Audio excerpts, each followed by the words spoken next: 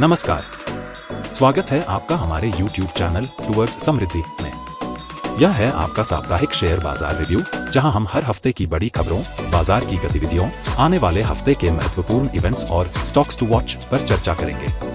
यहां आपको मिलेगा आसान भाषा में वह सब कुछ जो आपके निवेश और बाजार की समझ के लिए जरूरी है। तो जुड़िए हमारे साथ हर शनिवार रात 8 बजे। चलिए शुरू करते हैं इस हफ्ते का बाजार विश्लेषण।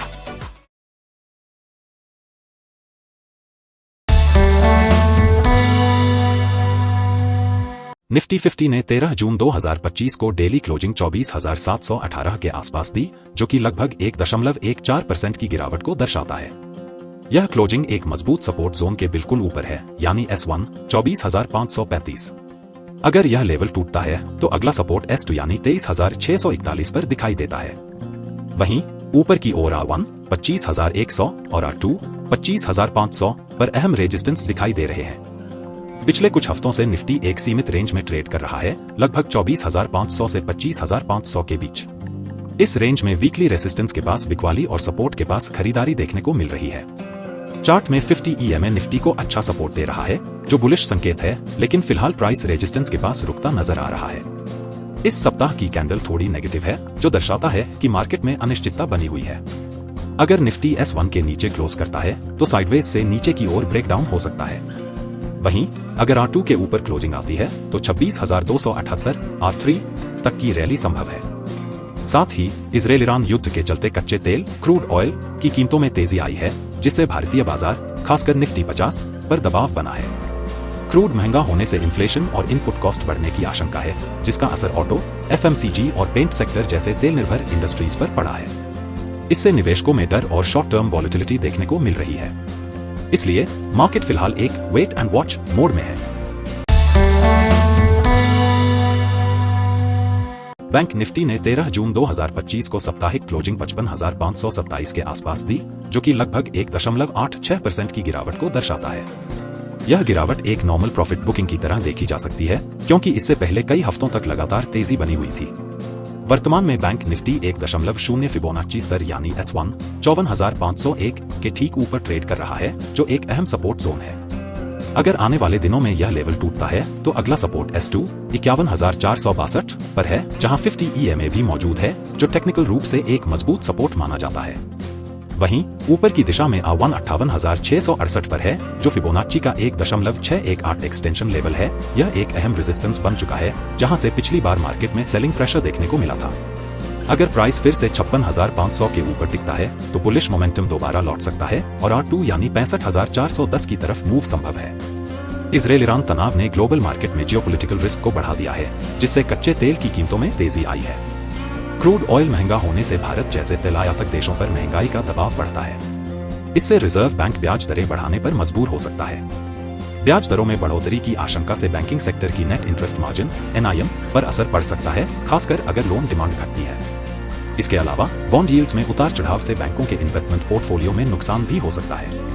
इस वजह से शॉर्ट टर्म में बैंक निफ्टी में थोड़ी अस्थिरता बनी रह सकती है।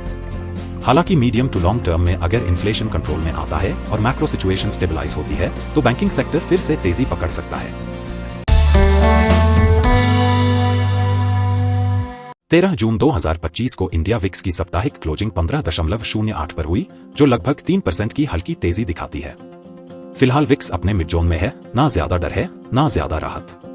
इमीडिएट रेजिस्टेंस R1 16.08 और R2 17.32 पर है। वहीं सपोर्ट S1 12.79 और S2 10.04 के पास है। जब तक विक्स 17 के नीचे बना रहता है तब तक मार्केट में ज्यादा डर नहीं है, लेकिन अगर यह R1 के ऊपर निकलता है तो निफ्टी और बैंक निफ्टी में वॉलेटिलिटी बढ़ सकती है। इस सप्ताह USD INR ने 86.09 पर क्लोजिंग दी है, जो कि एक मजबूत रिकवरी का संकेत है। अब यह R1 86.67 के करीब पहुंच चुका है और अगर इसे ब्रेक करता है तो अगला टारगेट R2 87.97 हो सकता है। नीचे 84.48 S1 के रूप में इमीडिएट सपोर्ट है। रुपया थोड़ा कमजोर हुआ है, जिससे FII इनफ्लोज पर हल्का असर पड़ सकता है। दूसरी तरफ डॉलर इंडेक्स 98.13 पर क्लोज हुआ है, जो 100 के S1 को तोड़ चुका है। इसका मतलब है कि ग्लोबली डॉलर कमजोर हो रहा है, जिससे इमर्जिंग मार्केट्स जैसे इंडिया में लिक्विडिटी आ सकती है। यह भारतीय बाजार के लिए सकारात्मक संकेत है। यूएस डॉलर इंडेक्स में कमजोरी और विक्स का कंट्रोल में रहना दोनों भारतीय स्टॉक मार्केट के लिए पॉजिटिव है। इससे मार्केट में स्टेबिलिटी बनी रह सकती है और बाइंग इंटरेस्ट बरकरार रह सकता है। इस सप्ताह डाउ जोन्स ने 42,197 पर क्लोजिंग दी है, जो कि पिछले सप्ताह से करीब 1.32% की गिरावट दर्शाता है। यह क्लियरली दिख रहा है कि इंडेक्स A1 43,000 के आसपास को ब्रेक करने में असफल रहा है और रिजेक्शन के साथ नीचे फिसला है। हालांकि S1 41,561 पर मजबूत सपोर्ट बना हुआ है और यह जोन अब इमीडिएट बैटल ग्राउंड बन गया है। अगर आने वाले हफ्तों में डाउ S1 को तोड़ता है तो करेक्शन गहराकर S2 38,100 तक जा सकता है। वहीं ऊपर की ओर R2 45,070 के आसपास है, जो अब एक मेजर हर्डल बन गया है। ट्रेंड लाइन का ब्रेकडाउन पहले ही हो चुका है, जो मीडियम टर्म में थोड़ा बेरिश संकेत दे रहा है। डाउ जोन्स की गिरावट का सीधा असर ग्लोबल सेंटिमेंट पर पड़ता है। अगर ये कमजोरी जारी रहती है तो इंडियन मार्केट्स में भी FII सेलिंग देखने को मिल सकती है। हालांकि शॉर्ट टर्म में इंडियन मार्केट्स थोड़े स्ट्रॉन्गर दिख रहे हैं, लेकिन डाउ की गिरती चाल एक कॉशनरी सिग्नल जरूर देती है।